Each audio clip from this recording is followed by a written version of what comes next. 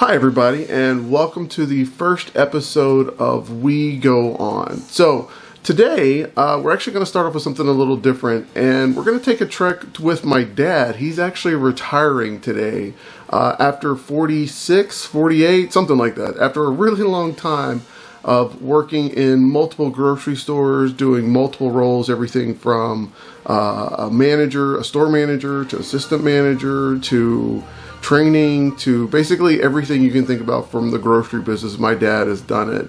And today is his day of retirement. So, like I said, after 48 years, he's hanging it up and going to spend some more time with mom and me and the girls and just kick back and relax. So we're going to head over to Publix and see how it goes.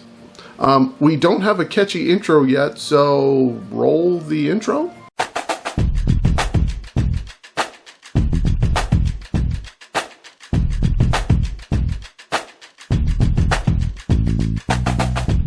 Alright, so it was a bit weird going and recording inside the Publix break room for Dad's event.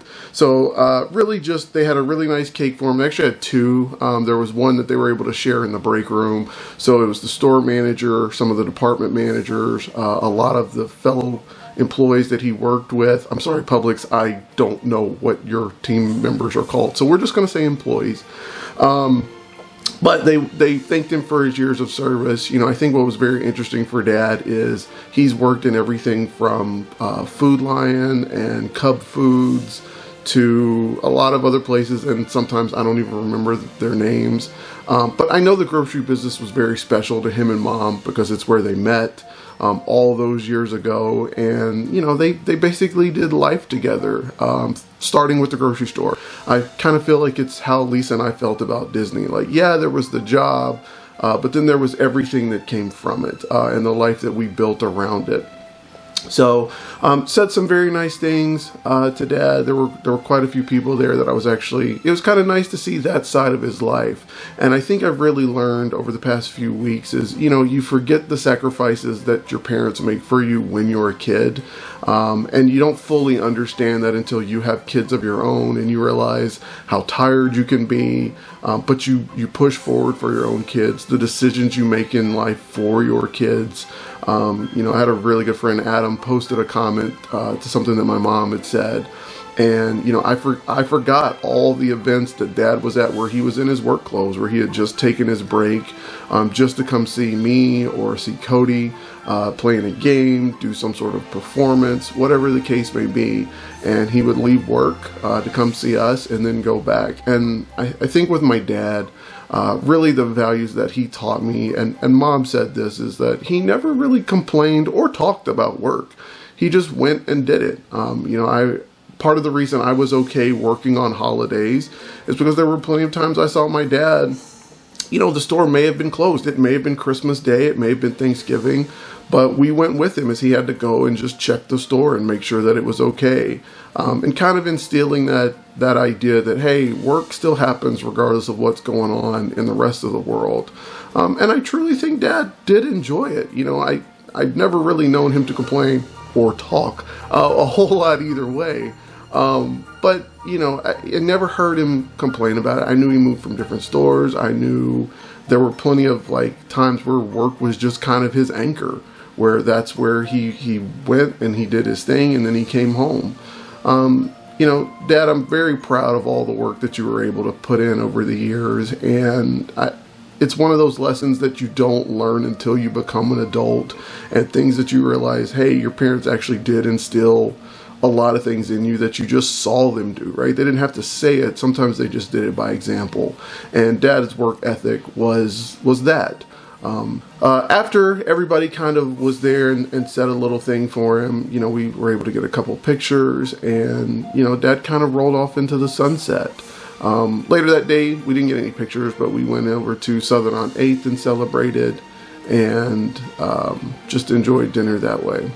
So, I asked Dad a couple questions as we were leaving, just because I thought, you know, this might be a good moment. So let's take a listen to what the man, after working for 48 years, let's listen to some of the advice that he gave. All right, Dad, so after all these years, how many years was it in total? 40 what? 48. 48. 48 years. How you feeling after retirement? I'm feeling okay. I've got things to do at the house, so it's not like I don't have anything to do. I'm not gonna be sitting around the chairs watching television all day long. Not gonna happen. Still have moments to take time with family. I'm gonna get to see the girls because we live here with them for now. So never say never. I enjoyed my time doing what I was doing. It wasn't a bad job. It wasn't a bad thing to work with. The people weren't bad at all. If you had issues, you could talk with management and not have a, dang, there's this stupid attitude, you know, where you think this ain't gonna work or this is blah, blah, blah, blah, blah. You could talk and say, well, can we do this or can we do that? You know, they say, well, no, we're gonna do it this way. And you just did it because it wasn't like you were being with the whip and chain, you know, nothing like that. I think the people were nice to work with for the most part, and those that weren't, and by that I mean employees that weren't, I didn't have to work with them here in Publix because it was dairy department and I did dairy. I could do something else if I wanted to, but I didn't want to. I enjoyed doing that because it was quick, easy things that needed to be done because you don't want your dairy not refrigerated. You don't want what people are going to look at and go, ooh, that's nasty. You want that to be able to take care of your own property and think, people think, oh, that looks good, oh, that looks, you know, and you're not thinking these people are idiots and jerks and they just get on your nerves, you know, but because you don't want to say, I don't care if you shop here or not. You did care. You did care. So that's a wonderful feeling. So what advice do you have for people that are in the midst of working and a long way from retirement? I would suggest if you can, because you can't always do this, but if you've got people that you want to work with and they have like thoughts as to how they want to do the work, and you're not looking at somebody that's, you think, where did they go? They haven't done anything. They're not doing their job, and you're thinking, I've got to get this done, and there's nobody here to help me. You don't have that feeling, and it's easy to know that people are here with the same thoughts, the same things that they want to do with their life. Because it's not brain surgery, but at the same point in time, if you don't want to do it, or you work with people that don't want to do it, they're going to create problems. Because if you all have like issues, like things you want to do, like let's get our money, let's go home, let's get this, let's get that, because you have families. It was just a situation that was really nice to deal with here at the store. So there you go. So last question. Yes. What do you say to young kids like your granddaughters that have work ahead of them? What do you tell them? Long life. And if you hope it's a long life. I didn't realize how this seems like it was a short time. It wasn't. I mean, because it was 48 years. Good night. I didn't realize until time to go. You know, not clocking out, but clocking out to actually go home, because that's it. You're done. Period. Bango. So you still have to do that, and you might as well have fun doing it. Smile, laugh. If you have people that you like to work with and talk to, and you don't think, oh crap, here they come, I want to see them, and that's okay. Yeah, I got lucky because the lady I'm married to, when we worked for. You mean my mom, the lady you're married to?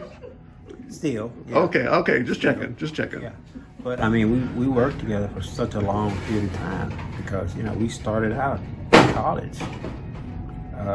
She worked at the same store, and I was able to see her. We grew up, but grew up out of college and we both hired at the same time to work at the same store. So I was able to find somebody that was, and I wasn't looking, but I was able to find somebody that I enjoyed being with. So we grew up, married, and enjoyed ourselves, and both enjoyed doing the work we did. Because it was a situation where it was, I hate this so-and-so or that so-and-so, blah, blah, blah, blah, blah. So there you go. Try to be as happy as you can, because it's a long time. But it didn't seem like a long time, but it was a long time. So there you go. Great advice, Dad. Happy retirement. Thank you. Thank you very much, Christopher, thank you very much. Now, I hope Jasmine and Johnel can take some of those things, and heck, I can take them and anybody else can take those and apply them to their own life. Because, you know, Dad was a really good example of what it means to just go to work every day and grind it out. So, again, that's going to wrap up this video for today. We don't have a catchy outro just yet. We're still working on it. It's episode 1. But make sure you let us know what you think about the intros. Give Dad some congratulations as well if you see him out and about. Or if you want to send Mom a message, because, you know, he doesn't do the social media. Old people don't do that. But other than that, everybody have a great day, and we'll see you soon.